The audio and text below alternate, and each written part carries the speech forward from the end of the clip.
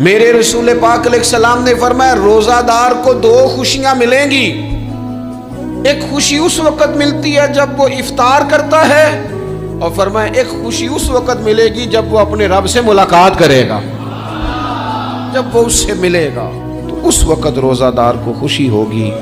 میرے دوستو، خوشی تو جو ہوگی سو ہوگی، لیکن یہ لفظ بڑے حسین نہیں کہ روزہ دار کی رب سے ملاقات ہوگی، یہی لفظ بڑے باکمال نہیں۔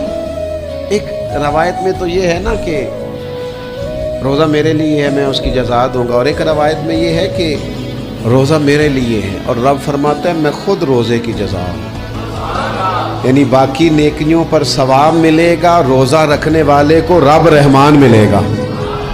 نبی اکرم صلی اللہ تعالی علیہ وسلم کے امت کے صوفیاء نے نا کچھ چیزوں کو بڑا کھولا ہے۔ عارف رومی کہتے ہیں کہ ایک دن نا محمود غزنوی نے خزانوں کے دروازے کھول دیے اور فرمایا بھئی میں نے آج ہر چیز کھول دی ہے، جو جس چیز پہ ہاتھ رکھے گا وہ اسی کی ہو جائے گی۔ لوگ دوڑے، کوئی سونے کی طرف، کوئی چاندی کی طرف، کوئی جائیدادوں کی طرف، کوئی خزانے کی کنجیوں کی طرف، کوئی بڑے بہترین گھوڑے اور اونٹوں کی طرف، لوگ دوڑ گئے، جو جس پہ ہاتھ رکھے گا اسی کا۔ سب بھاگ گئے، ایاز بیٹھا ہے،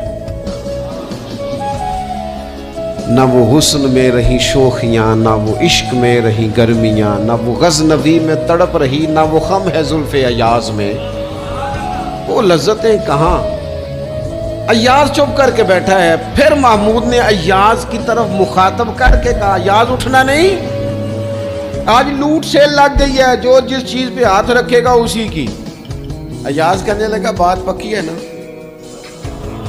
تو محمود خوش تھے، موڈ بڑا اچھا تھا، کہا بالکل پکی ہے۔ تو ایاز کہنے لگے چلو ٹھیک ہے۔ ایاز اٹھے، پیچھے سے جا کے نا تو محمود کے کندھے پہ ہاتھ رکھ دیا، محمود کے کندھے پہ ہاتھ رکھا۔ محمود کہنے لگے یہ کیا بات کا، آپ سے میں نے پوچھا تھا بات پکی ہے، جو جس پہ ہاتھ رکھے گا اسی کا نا۔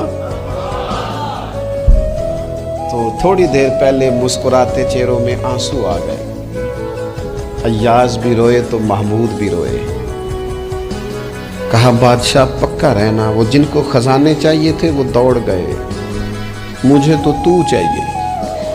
لنگ کئی مہینے تے برس گئے تے تیری دید نو دیدے ترس گئے، تیری تو ملے گا۔